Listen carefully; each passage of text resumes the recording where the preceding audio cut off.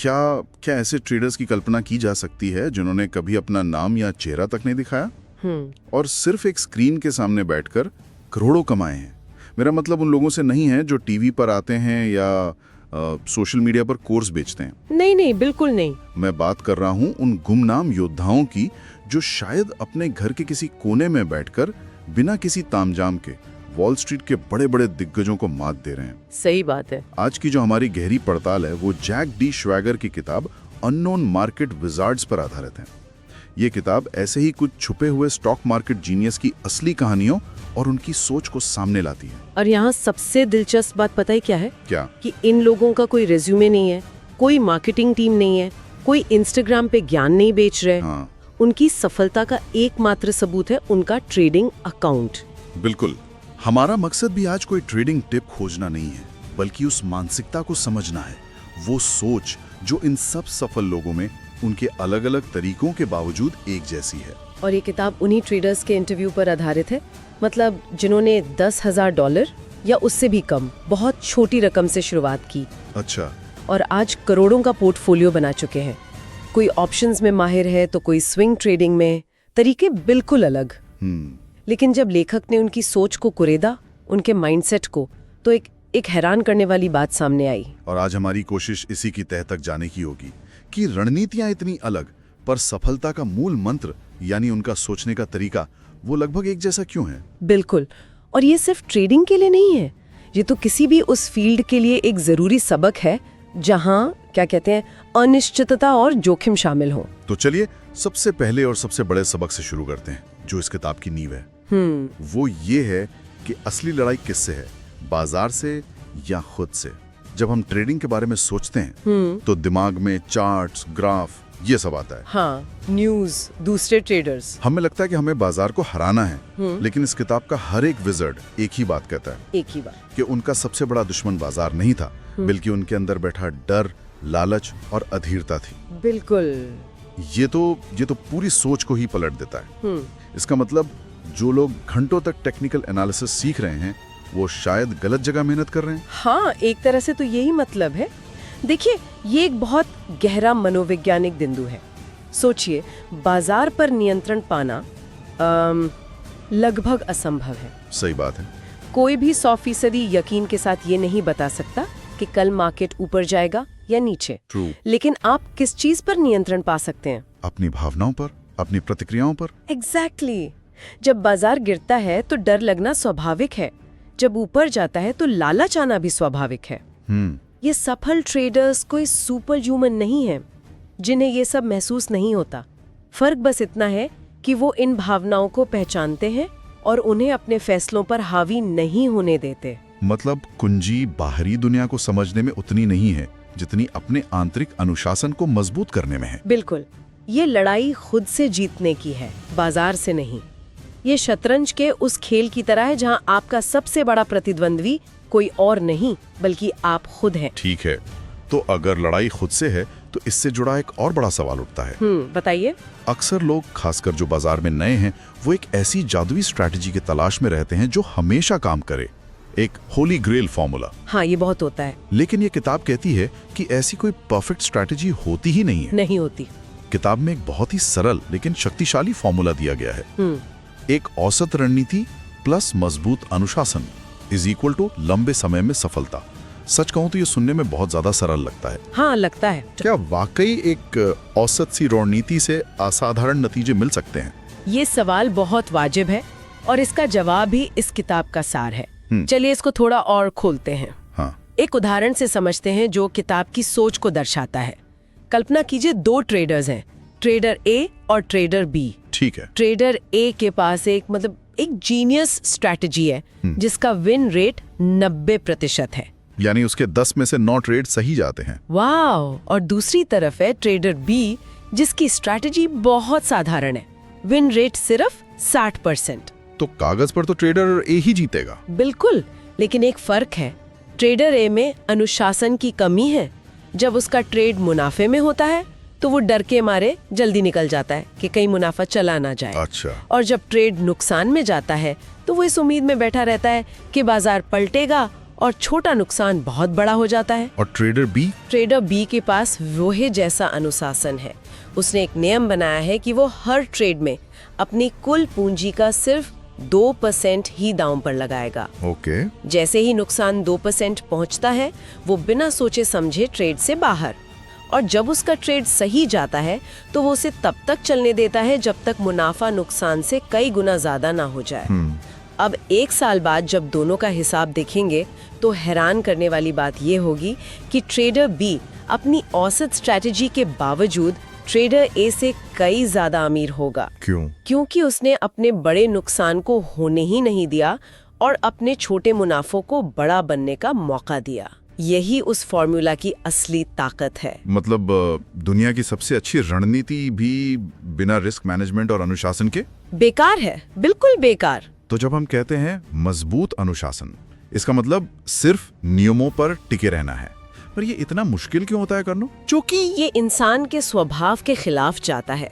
देखिए, नुकसान को स्वीकार करना मतलब ये मानना कि मैं गलत था। हाँ, और हमारा अहंकार ये मानने ही नहीं देता। एग्जैक्टली। हमें उम्मीद से प्यार है। हम उम्मीद करते हैं कि एक डूबता हुआ ट्रेड वापस आ जाएगा। अनुशासन का मतलब है उस उम्मीद को छोड़कर सच्चाई को स्वीकार करना। ये किताब जल्दी अमीर बनने का कोई नुस्खा नहीं देती, बल्कि ये उस मानसिकता की बात करती है जो धीरे धीरे लेकिन लगातार संपत्ति बनाती है, और उस सोच का आधार यही अनुशासन है। ठीक है, तो अनुशासन का मतलब है अपने नियमों पर टिके रहना, खासकर तब जब नुकसान हो रहा हो। लेकिन यहीं पर एक और बात आती है। क्या? लगातार नुकसान होने पर तो किसी का भी मनोबल टूट आएगा। ये मार्केट विजर्ड्स हार को या नुकसान को कैसे देखते हैं? आम इंसान के लिए तो एक गलत ट्रेड का मतलब होता है गुस्सा, निराशा या शर्मिंदगी। क्या ये लोग इससे ऊपर उठ चुके हैं? वो इससे ऊपर नहीं उठे हैं। उन्होंने इसका नजरिया ही बदल दिया है। अच्छा, कैसे? वे नुकसान को एक व्यक्तिगत हार की तरह नहीं देखते, वो उसे एक ट्यूशन फीस की तरह देखते हैं जो उन्होंने बाजार को कुछ सीखने के लिए चुकाई है। ट्यूशन फीस, ये दिलचस्प है। जब कोई ट्रेड गलत होता है तो वे दुखी होने या स्क्रीन तोड़ने के बजाय एक जासूस की तरह उसका विश्लेषण करते हैं। मतलब उसे एक डेटा पॉइंट की तरह देखते हैं। बिल्कुल। ये मानसिकता हार को एक व्यक्तिगत विफलता से हटाकर एक सीखने के अवसर में बदल देती है। ये बहुत बड़ा मानसिक बदलाव है। हाँ, क्योंकि जब तक नुकसान से भावनाएं जुड़ी हैं, तब तक डर बना रहेगा। और डर में लिए गए फैसले अक्सर गलत होते हैं। तो क्या इसका कोई प्रैक्टिकल तरीका है? मतलब सिर्फ सोच बदलने से तो काम नहीं चलेगा? नहीं, बिल्कुल है। इसका एक बहुत प्रैक्टिकल तरीका है जिसका जिक्र किताब में कई ट्रेडर्स ने किया है। वे एक मिस्टेक जर्नल बनाते हैं। गलतियों की डायरी। हाँ, गलतियों की डायरी। हर गलत ट्रेड के बाद वे उसमें लिखते हैं, मैंने ये ट्रेड क्यों लिया था, मेरी सोच क्या थी, बाजार ने असल में क्या किया और मेरी सोच में कहाँ गलती थी। जब आप अपनी गलती को लिख लेते हैं तो वो आपके दिमाग से निकलकर कागज पर आ जाती है।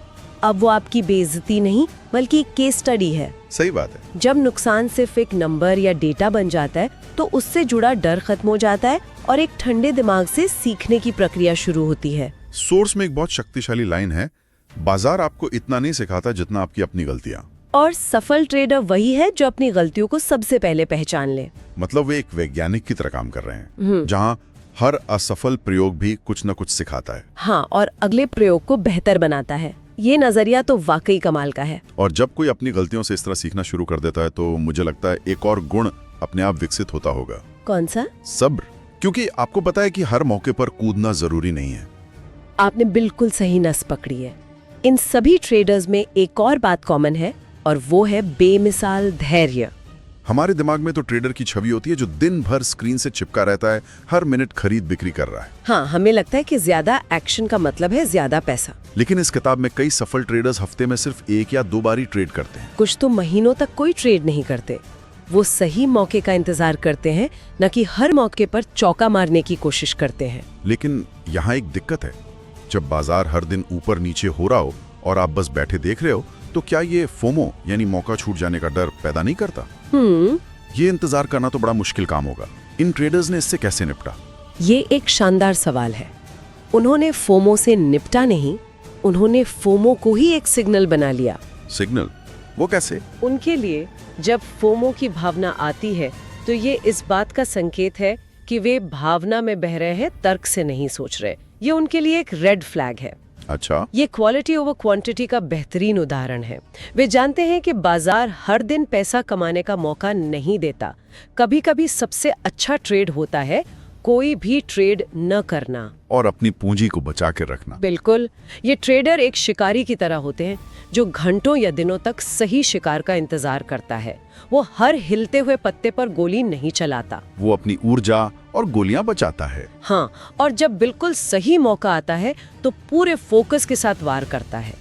जबकि एक आम ट्रेडर मशीन गन चलाने वाले की तरह होता है जो हर आहट पर गोलियां चलाता है और जल्द ही उसकी गोलियां खत्म हो जाती हैं। तो आज की इस पड़ताल का सार ये है कि स्टॉक मार्केट में असाधारण सफलता का राज किसी छुपी हुई रणनीति या किसी सीक्रेट सॉफ्टवेयर में नहीं है। नहीं, बिल्कुल नहीं। बल्कि एक मजबूत और अनुशासित मानसिकता में है। ये सभी अननोन विजर्ड्स अलग अलग रास्ते अपनाते हैं, लेकिन उनकी सोच की जड़ें एक ही जगह हैं। पहला, ये समझना कि असली लड़ाई बाजार से नहीं, खुद की भावनाओं से है। सही है। दूसरा, एक परफेक्ट स्ट्रैटेजी की तलाश छोड़कर एक औसत स्ट्रैटेजी को भी अनुशासन के साथ निभाना। बिल्कुल। तीसरा, अपनी गलतियां को व्यक्तिगत हार ना मानकर उन्हें सीखने के लिए मिले डेटा की तरह देखना।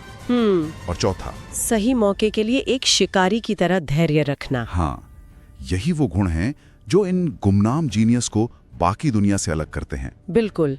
और अंत में एक विचार छोड़कर जाते हैं। जरूर। हमने देखा कि ये व्यक्तिगत मानसिकता यानी अनुशासन, अपनी भावनाओं पर काबू और गलतियों से सीखना एक इंसान को बाजार जैसी अनिश्चित जगह पर सफल बना सकती है। जरा सोचिए, अगर यही सिद्धांत बड़े स्तर पर लागू किया जाए तो क्या होगा? मतलब क्या हो अगर बड़ी बड़ी कंपनियां अपने किसी प्रोडक्ट के फेल होने को एक भावनात्मक हार मानने के बजाय सिर्फ सुधार के लिए मिले डेटा की तरह देखने लगे। या अगर सरकारें अपनी किसी नीति की विफलता को अपनी बेइज्जती समझने के बजाय उसे अगली नीति को बेहतर बनाने के लिए एक फीडबैक लूप की तरह इस्तेमाल करें, इसके परिणाम कितने अलग हो सकते हैं। बहुत अलग। शायद तब विफलताएं अंत नहीं, बल्कि एक नई और मजबूत